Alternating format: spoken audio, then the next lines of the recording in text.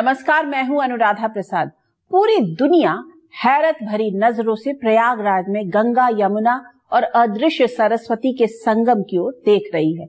उसके सम्मोहन को समझने की कोशिश कर रही है, उस दिव्य शक्ति को डिकोड करने की कोशिश कर रही है जो देश दुनिया के 40 करोड़ से अधिक लोगों को अगले 1.5 महीने तक अपनी ओर खींचेगी, जहां आस्था, आध्यात्म, जप, तप, त्याग और ज्ञान का संगम होगा।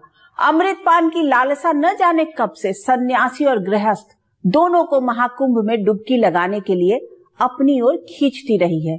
इस बार 144 साल बाद प्रयागराज में लगने वाले पूर्ण महाकुंभ में 40 करोड़ से अधिक लोगों के पहुंचने का अनुमान है। 45 दिनों तक संगम किनारे आस्था का एक ऐसा संसार बसेगा जिसमें अमेरिका की आबादी से अधिक लोग पहुंचेंगे। अगर जर्मनी, ब्रिटेन, फ्रांस, इटली और स्पेन की आबादी को जोड़ दिया जाए तो भी 1.5 महीने में महाकुंभ में जुटने वाले तीर्थ यात्री ही अधिक होंगे। यानी महाकुंभ में जुटने वाले श्रद्धालुओं की संख्या जोड़ दी जाए तो वो आबादी के लिहाज से दुनिया का तीसरा बड़ा देश होगा। महाकुंभ हमेशा से ही चिंतन, मनन और मंथन का केंद्र रहा है। यहाँ साधु सन्यासी, साधु संत और गृहस्थ सभी अपनी अपनी जिज्ञासा के साथ पहुंचते हैं। शरीर पर भस्म की चादर ओढ़े नागा साधु महाकुंभ का सबसे बड़ा आकर्षण होते हैं। ऐसे में आज मैं आपको बताने की कोशिश करूंगी कि हर 12 साल में लगने वाला महाकुंभ का संसार किस तरह बसता है। वहां किस अमृत की लालसा में साधु, सन्यासी और गृहस्थ पहुंचते हैं। महाकुंभ लोगों की आध्यात्मिक, सांस्कृतिक और सामाजिक चेतना को किस तरह जागृत करता है। इस बार के पूर्ण महाकुंभ पर किस तरह आधुनिकता की चटक छाप दिख रही है। 40 करोड़ लोगों के रहने और खाने पीने का इंतजाम किस तरह होता है। महाकुंभ के जर्रे जर्रे से किस तरह का संदेश निकलता है। आज ऐसे ही सवालों के जवाब तलाशने की कोशिश करेंगे अपने खास कार्यक्रम महाकुंभ का दर्शन में।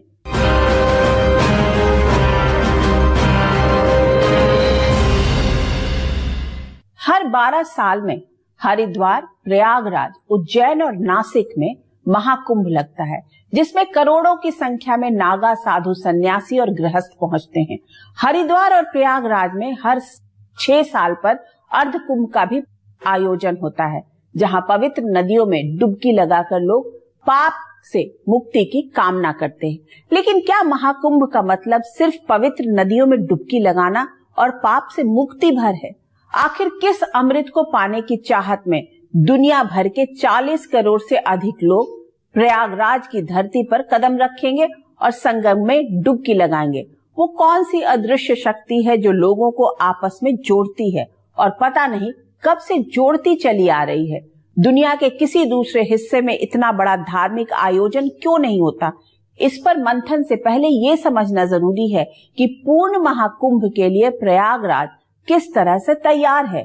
इसे डिजिटल महाकुंभ क्यों कहा जा रहा है, जहां परंपरा और आधुनिकता का अद्भुत संगम दिख रहा है।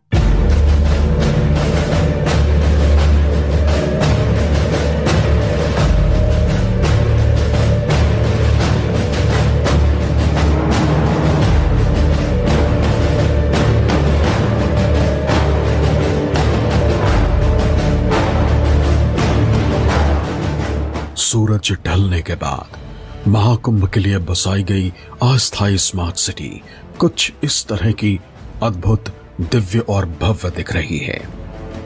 दूर से ऐसा लग रहा है जैसे संगम किनारे करोड़ों दीप जल रहे हों। आध्यात्म की आकाश गंगा में करोड़ों तारे टिमटिमा रहे हों। इस विहंगम टेंट सिटी में भारतीय संस्कृति, परंपरा और स्मार्ट तकनीक का गजब समागम है। डिजिटल महाकुंभ इशारा कर रहा है कि भारत की सनातन परंपरा किस तरह बदलावों को स्वीकार करती है और असंभव को किस तरह संभव बनाती है। यजुर्वेद एक बात कहता है, यत्र विश्वम भवत एक नीडम, यानी जहां संपूर्ण विश्व एक घोंसले के रूप में एकत्र होता हुआ दिखाई देता है, दुनिया की एक अस्थाई सिटी, सबसे बड़ी सिटी, और वो आपने यहां पर प्रयागराज के अंदर पिछले 2-2.5 महीनों के अंदर बसती हुई देखी। महाकुंभ में करीब 40 करोड़ लोगों के पहुंचने का अनुमान है। ऐसे में रोजाना कुंभ क्षेत्र में 30 से 40 किलोमीटर के दायरे में करोड़ से अधिक लोगों की मौजूदगी सामान्य बात है। महाकुंभ में 50,000 से अधिक सुरक्षाकर्मी तैनात होंगे। 2700 सीसीटीवी कैमरा, ड्रोन और आर्टिफिशियल इंटेलिजेंस की मदद से मेला क्षेत्र की एक-एक इंच और एक-एक तीर्थयात्री पर नजर रखने का फुल प्रूफ प्लान तैयार है। इसके लिए AI पावर्ड इंटीग्रेटेड कमांड और कंट्रोल सेंटर बनाया गया है। सबके प्रयास से आज कुंभ जो है वैश्विक हो रहा है, डिजिटल हो रहा है और अद्भुत और दिव्य और भव्य हो रहा है। प्रयागराज में रेलवे स्टेशन पर डिजिटल रेलवे टिकटिंग की व्यवस्था है। यात्री QR कोड स्कैन कर टिकट बुक करा सकेंगे। श्रद्धालुओं की गाड़ियों की पार्किंग के लिए ऐप बेस्ड इंतजाम है। 5 लाख से अधिक गाड़ियों की पार्किंग के मैनेजमेंट में AI की मदद ली जाएगी। कुंभ स्नान के दौरान श्रद्धालुओं को संगम की धारा में डूबने से बचाने के लिए डिजिटल लाइफ सेवर बोट की भी तैनाती की गई है। साधु संतों का भी स्मार्टफोन, इंटरनेट और तकनीक से रिश्ता मजबूत होता जा रहा है। महाकुंभ के दिव्य दर्शन और समृद्ध परंपरा से दुनिया का परिचय कराने के लिए साधु संतों ने भी स्मार्टफोन और माइक पकड़ लिया है। जो कुछ भी गंगा के किनारे कुंभ मेला में हो रहा है उसे मीडिया जगत के द्वारा, हमारे जैसे लोगों के द्वारा उन लोगों को भी देखने का अवसर प्राप्त होगा जो दूर दराज में किन्हीं कारणों से नहीं आ पा रहे। और सबसे अच्छी बात है कि ये कुंभ सोशल मीडिया के हर दूसरे तीसरे पोस्ट में आपको फीड में नजर आ रहा है। ये महाकुंभ का बदलता स्वरूप है, जहां संगम किनारे फूस से बनी साधारण कुटिया भी खड़ी है। दूसरी ओर सुपर लग्जरी और महंगी डोम सिटी भी।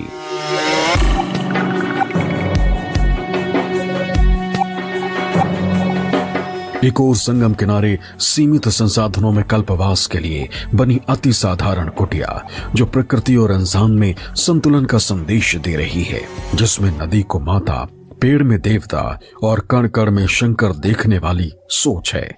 दूसरी ओर हर तरह की सुख सुविधाओं से लैस VIP और लग्जरी महंगे कॉटेज। आधुनिकता और परंपरा, हम इन दोनों को मिलाकर के चलते हैं।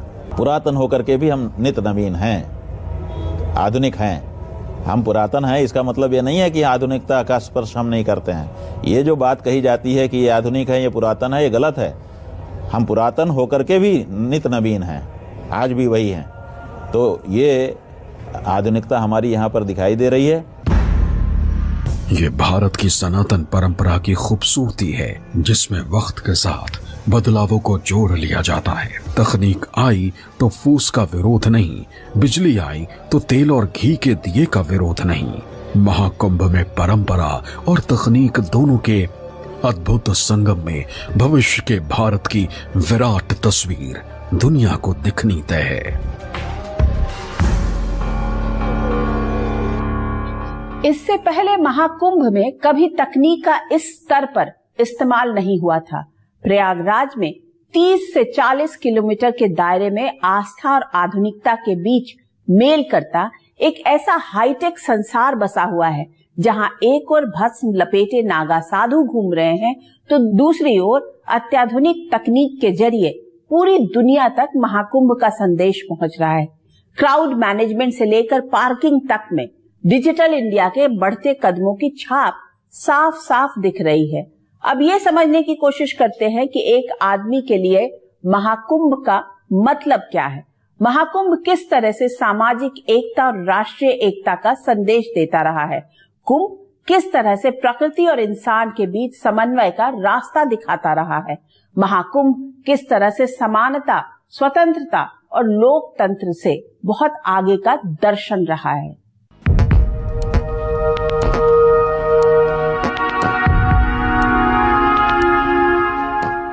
ये महाकुंभ का आकर्षण है, सम्मोहन है, सरोकार है, संवाद की परंपरा है, खुद को जानने की जिज्ञासा है, अमृत हासिल करने की चाह है। जो साधु सन्यासी वैष्णव सबको महाकुंभ में लाती है, बिना किसी निमंत्रण या आमंत्रण के हर 3 साल में कभी हरिद्वार, कभी प्रयागराज, कभी उज्जैन, कभी नासिक में महाकुंभ में दुनिया का सबसे बड़ा आस्था, आध्यात्म और सनातन संस्कृति की एकता का मेला लगता है। लगभग 144 वर्षों के बाद एक बड़ा योग आया है, ये महायोग, महाकुंभ का योग। इसमें कोई पहुंचेगा तो निसंदेह उसकी मनोवांछाओं की पूर्ति होगी, उसकी अवसाद की निवृत्ति होगी, आध्यात्मिक और आदिदैविक आदि भौतिक ताप की विनिवृत्ति होगी और निसंदेह उसे एक अद्भुत ऊर्जा, अतुल्य तेज, एक आनंद और उमंग उल्लास का यहाँ उसे अनुभव होगा। महाकुंभ की परंपरा सैकड़ों साल से भारत की एकता के एजेंडे को आगे बढ़ाती रही है, लोगों की सामाजिक, सांस्कृतिक और आध्यात्मिक चेतना को जागृत करती रही है, लोगों को जीवन का मर्म समझाती रही है। महाकुंभ के दौरान संगम में डुबकी के महत्व को भी धर्मगुरु अपने अपने तरीके से देखते हैं। हजारों वर्षों से कुंभ लग रहा है और लोग यहाँ पे आ रहे हैं और आकर के नहा रहे हैं। अगर सबका अनुभव ना होता तो ये ज्यादा दिन तक फर्जी काम नहीं चल सकता है, उसमें ठोसपन कुछ होना चाहिए।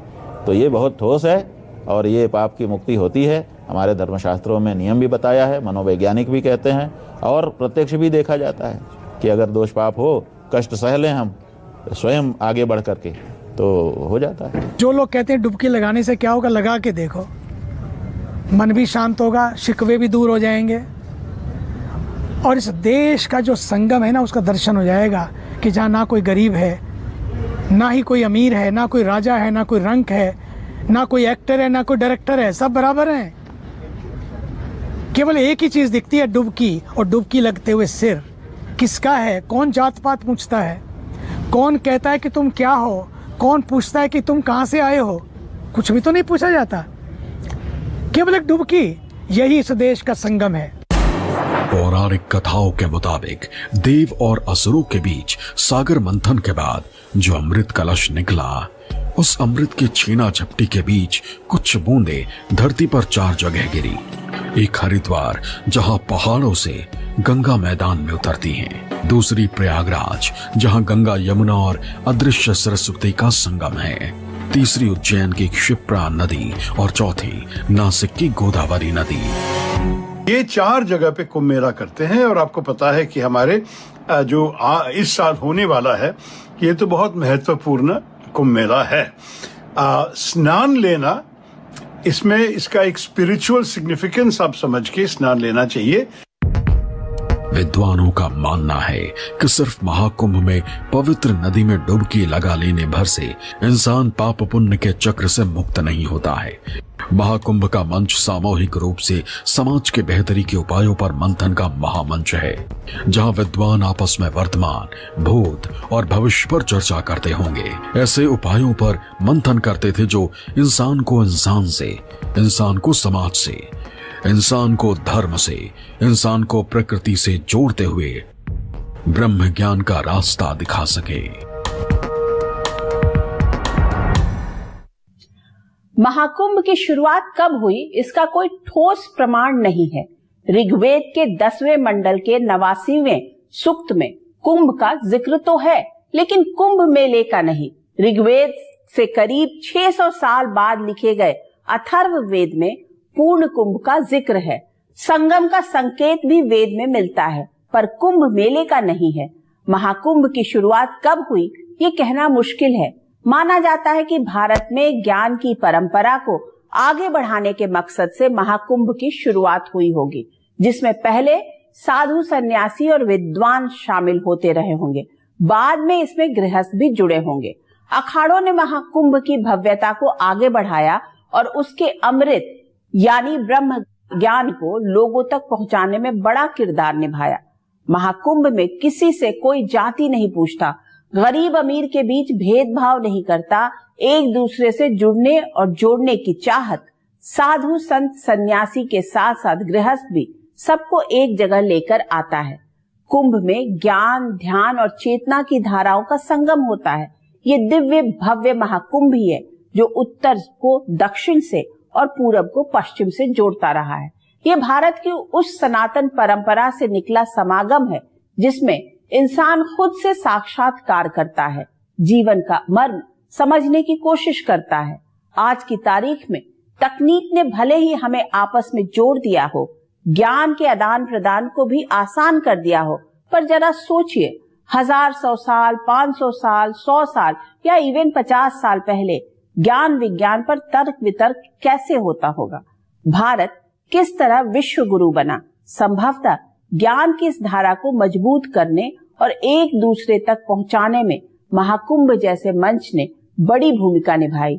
इतना ही नहीं, महाकुंभ ने सामान्य गृहस्थ लोगों को पौराणिक कथाओं के जरिए मानव जीवन का मकसद समझाया, तो पाप पुण्य की अवधारणा के साथ सामाजिक व्यवस्था को समरस, संतुलित और संचालित करने का रास्ता भी दिखाया।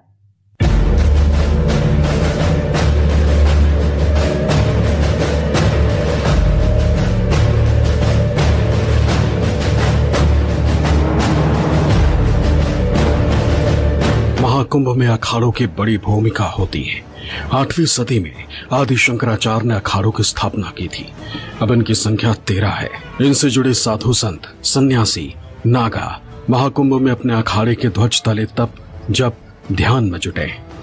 अखाड़ों का मकसद न सिर्फ धर्म की रक्षा करना है, बल्कि समाज में नैतिक मूल्यों को बनाए रखना और लोगों को आध्यात्म की ओर प्रेरित करना भी है। अखाड़ों के साधु संत शास्त्र और शस्त्र विद्या में पारंगत होते। शंकराचार्य जी के शिष्यों ने तय किया कि हम अखाड़ा बनाएंगे, उसमें शस्त्र अस्त्र की शिक्षा प्राप्त करेंगे और अगर देश के ऊपर कोई आक्रमण हुआ तो हम अपना प्राण दे करके भी देश को बचाएंगे। तो उन लोगों ने अखाड़े बना लिए। अखाड़े बना करके उसमें शस्त्रास्त्र का अभ्यास किया और जरूरत पड़ी तो कई लड़ाइयाँ, आप नागा अखाड़ों का इतिहास पढ़ेंगे तो आपको पता चलेगा कि बड़ी बड़ी लड़ाइयाँ लड़ी, हजारों की संख्या में प्राण दे करके देश को बचा लिया। तो उस समय वो जरूरत थी। अब चूंकि हमारे देश में मिलिट्री फोर्स बन गई है, बहुत अच्छी बन गई है, इसलिए अब शस्त्रास्त्र की जरूरत नहीं है। इसलिए अब सन्यासी लोग जो हैं अखाड़ों में जो थे वो शस्त्रास्त्र का अभ्यास कम कर रहे हैं, फिर से शास्त्र की ओर चले गए हैं। अखाड़ों के बीच तालमेल के लिए अखाड़ा परिषद जैसा तंत्र भी है। महाकुंभ में अखाड़ों के शिविर में परंपरा, आधुनिकता और भव्यता तीनों का संगम दिख रहा है। अखाड़ों के शिविर महाकुंभ में बिना किसी भेदभाव के हर किसी के स्वागत के लिए तैयार है। कश्मीर से कन्याकुमारी तक और कच्छ से कुरंग तक इतनी विविधता वाले भारत को महाकुंभ आपस में जोड़ता रहा है। भले ही समाज जातियों में बटा दिखता हो, समाज में गरीब अमीर के बीच खाई हो, लेकिन महाकुंभ सबको बिना किसी भेदभाव के एक जगह जुटने और खुद को समझने का मौका देता है। भारत की सनातन परंपरा में तर्क वितर्क के लिए पूरा स्थान रहा है। श्रुति परंपरा में शिष्य गुरु से संवाद और सवाल कर अपना ज्ञान हासिल करता है। गृहस्थ आश्रम में भी समाज से संवाद के लिए मंच बनाए गए हैं, जिससे इंसान अपने अनुभवों के आधार पर जिंदगी की बैतरणी पार कर सके। सबको उसकी बौद्धिक क्षमता के हिसाब से धर्म और जीवन का मर्म समझाने के रास्ते भी निकाले गए। पौराणिक कथाओं के जरिए सामान्य लोगों के जीवन को अलग अलग चरित्रों के जरिए अनुशासित करने की कोशिश हुई, तो पाप पुण्य की सोच के जरिए बिना किसी पुलिस के स्व अनुशासित करने का रास्ता दिखाया गया। सच मानिए, इससे बड़ी शादी महोत्सव नहीं देखा होगा, जहाँ 2 जोड़े नहीं मिलते हैं, 2 लोग नहीं मिलते हैं, पूरा देश मिल रहा है। ये तो पूरे देश की शादी है। नहीं कहते आज मेरे यार की शादी है, ये आज मेरे देश की शादी है। संगम कह रहा है चले आओ, चिंता न करो किस चीज़ से मुक्त होंगे, कम से कम राग द्वेष से तो मुक्त हो ही जाएंगे। नफरत की दीवारें गिरेंगी, जाति पाति की दरारें भरेंगी, सबके दिल जुड़ेंगे। और इससे बड़ा क्या होगा जब एक डुबकी में इतना मिल जाए, और ये डुबकी जल में तो लगेगी, ये डुबकी जीवन में भी लगानी है। महाकुंभ में साधु सन्यासी यानी विद्वान जुटकर ज्ञान के लिए मंथन करते होंगे, जहां गुफाओं से निकले और सांसारिकता से कटे साधुओं के साथ गृहस्थ भी अपने अनुभव साझा करते होंगे। महाकुंभ में तीर्थयात्री एक और जहां अपनी आत्मा की शुद्धि करते हैं, वहीं आत्मज्ञान का अमृत हासिल करने की लालसा खींच कर ले जाती है। जहां बहती ज्ञान की अनगिनत धाराओं में लोग खुद से और ईश्वर से साक्षात्कार कर अपने जीवन का असली मर्म समझने की कोशिश करते रहे हैं। महाकुंभ दुनिया में इकलौता ऐसा समागम है जिसमें पहुंचने वाला हर शख्स खुद ईश्वर से साक्षात्कार करता है, खुद को समझने का मौका देता है। साधु संतों का जीवन लोगों को सीमित संसाधनों में जिंदगी जीने का फलसफा सिखाता है। कुंभ मेले में शिविरों के बाहर ऐसे लोग दोनों हाथ जोड़े हर आने जाने वाले से भोजन का आग्रह करते दिख जाएंगे। महाकुंभ एक ऐसा धार्मिक और सांस्कृतिक समागम है जो लोगों को लेना नहीं देना सिखाता है। गरीब से गरीब शख्स भी कुछ दान पुण्य करने में अपना मोक्ष खोजता है। ये दान पुण्य की आदत समाज के लिए कुछ करने का रास्ता दिखाते ही है। यही वो अमृत तत्व है जिसे हासिल करने और पुण्य की सोच करोड़ों लोगों को एक साथ खड़ा कर देती है। सभी अपनी परंपरा, पूजा पद्धति और देवी देवताओं के साथ मनुष्य जीवन के मर्म को समझने की कोशिश करते हैं। महाकुंभ में साधु संतों द्वारा कही जाने वाली कथा, भजन और कीर्तन आम लोगों के लिए इस काम को और आसान बना देती है।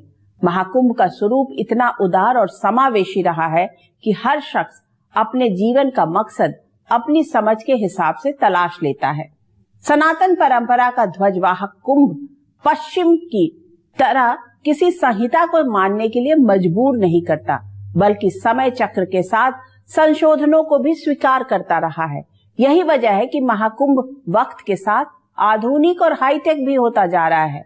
उत्तर प्रदेश के मुख्यमंत्री योगी आदित्यनाथ का अनुमान है कि महाकुंभ अर्थव्यवस्था में इस साल करीब 2 लाख करोड़ रुपए जोड़ेगा। ऐसे में महाकुंभ के अर्थशास्त्र को भी समझना जरूरी है। आस्था के इस महासमागम को हम सिटी डेवलपमेंट प्लान के साथ भी जोड़ सकते हैं। महाकुंभ के बहाने प्रयागराज का भी कायाकल्प हुआ है। महाकुंभ के आयोजन पर 6300 करोड़ रुपए से अधिक के खर्च की बात सामने आ रही है। इस बजट का बड़ा हिस्सा इंफ्रास्ट्रक्चर डेवलपमेंट पर खर्च हुआ। ऐसे में प्रयागराज की तस्वीर बदलने में महाकुंभ की बड़ी भूमिका मानी जा रही है। मुख्यमंत्री योगी आदित्यनाथ कह चुके हैं कि कोई पर्यटक या श्रद्धालु प्रयागराज आएगा तो ट्रेन, बस, टैक्सी या फिर हवाई जहाज का इस्तेमाल करेगा। होटल, टेंट या फिर धर्मशाला में रात गुजारेगा। इस दौरान खाना भी खाएगा। यादों को संजोने के लिए कुछ खरीदारी भी करेगा। ऐसे में प्रयागराज महाकुंभ में करीब 40 करोड़ लोगों के पहुंचने का अनुमान है। अगर एक तीर्थ यात्री ने औसत 5,000 रुपए भी खर्च किए तो देश प्रदेश की अर्थव्यवस्था में इस साल 2 लाख करोड़ रुपए जुट जाएंगे। 40 करोड़ लोग जब किसी ऐसे आयोजन में आएंगे तो उनको होटल चाहिए, उनको ट्रैवल अरेंजमेंट्स चाहिए, उनको सामान चाहिए, खाना पीना चाहिए। कितना बड़ा बूस्ट ये उत्तर प्रदेश और प्रयागराज की अर्थव्यवस्था को देगा। जरा सोचिए, अगर एक श्रद्धालु औसत 5,000 की जगह 7,500 रुपए खर्च करता है तो क्या होगा? देश प्रदेश की अर्थव्यवस्था में करीब 3 लाख करोड़ रुपए जुड़ जाएंगे। यानी महाकुंभ देश प्रदेश की अर्थव्यवस्था को मजबूती देने में भी अहम भूमिका निभा रहा है। महाकुंभ पर खर्च भी समय के साथ बढ़ता रहा है। एक स्टडी के मुताबिक 1882 में महाकुंभ पर करीब 20,000 रुपए खर्च हुए थे। 1894 में यह खर्च बढ़कर करीब 70,000 रुपए हो गया। 1906 में 90,000 रुपए तो 1918 में 1.37 लाख रुपए। 2013 में सरकार ने करीब 1300 करोड़ रुपए का बजट रखा तो अब की बार 6300 करोड़ रुपए खर्च का अनुमान है। उत्तर प्रदेश की अर्थव्यवस्था जो इस समय देश की दूसरी सबसे बड़ी अर्थव्यवस्था है, 25 लाख करोड़ से भी ज्यादा की है, उसको एक बूस्टर डोज का ये काम करेगा। और डिजिटल महाकुंभ इसको एक नया रूप देगा जहां पर आधुनिकता और भारतीय संस्कृति का ऐसा सम्मिलन होते देखेगा जो लोगों ने शायद कभी ना देखा हो। महाकुंभ अपने साथ विकास, बदलाव और रोजगार का मौका लेकर भी आता है। अब की बार पूर्ण महाकुंभ में 40 करोड़ से अधिक श्रद्धालुओं के संगम में डुबकी लगाने का अनुमान है। माना जा रहा है कि जो भी श्रद्धालु महाकुंभ में डुबकी लगाने के लिए देश दुनिया से आएंगे उनमें बड़ी संख्या ऐसे श्रद्धालुओं की होगी जो अयोध्या, काशी के साथ दूसरे आस्था के केंद्रों पर जाना चाहेंगे। महाकुंभ से आस्था और अर्थव्यवस्था में बढ़ोतरी का एक ऐसा इकोसिस्टम बनता जा रहा है जिसमें सबको अपना कल्याण दिख रहा है। प्रयागराज में संगम किनारे बनाई गई अस्थायी सुपर सिटी दुनिया के अर्थशास्त्रियों, समाजशास्त्रियों और मेडिकल एक्सपर्ट्स के लिए रिसर्च का विषय है। अर्थशास्त्री हिसाब लगा रहे हैं कि आस्था के इस दिव्य भव्य हरित और डिजिटल महाकुंभ से जो इकोसिस्टम तैयार हुआ है वो देश की अर्थव्यवस्था को कितनी ताकत देगा, कितने लोगों को रोजगार देगा, आसपास के इलाकों में धार्मिक यात्राओं को कितना बढ़ावा मिलेगा, महाकुंभ में किन किन क्षेत्रों में कायाकल्प होगा। समाजशास्त्री मंथन कर रहे हैं कि आखिर महाकुंभ में ऐसा क्या है जहां कास्ट और क्लास दोनों खत्म हो जाते हैं। संगम की धारा में डुबकी लगाने में ऊंच नीच, गरीब अमीर सब एक धरातल पर किस तरह खड़े हो जाते हैं। पश्चिम में हेल्थ हाइजीन की बहुत बातें होती हैं, पर महाकुंभ में एक साथ लाखों लोगों के डुबकी लगाने के बाद भी संक्रमण जैसी बातें क्यों नहीं सामने आती। यहाँ स्वच्छता और पवित्रता का विचार पश्चिम के हाइजीन से बहुत आगे की सोच और लोगों के व्यवहार का हिस्सा रहा है। यही वजह है कि करोड़ों लोग महाकुंभ में डुबकी लगाकर भौतिक शरीर और चेतना को जागृत कर वापस आ जाते हैं। महाकुंभ सदियों से पूरी दुनिया के लिए किसी आश्चर्य की तरह रहा है और आज भी बना हुआ है। भारत की सनातन परंपरा और एकता के एजेंडे को महाकुंभ बिना किसी भेदभाव के साथ आगे बढ़ाता रहा है। आज की इस एपिसोड में बस इतना ही। कल बात करेंगे महाकुंभ के काल चक्र की और बताएंगे कि महाकुंभ के स्वरूप में क्या बदलाव आया। तब तक के लिए मुझे दीजिए इजाजत, पर निष्पक्ष खबरों के लिए आप देखते रहिए News 24। नमस्कार।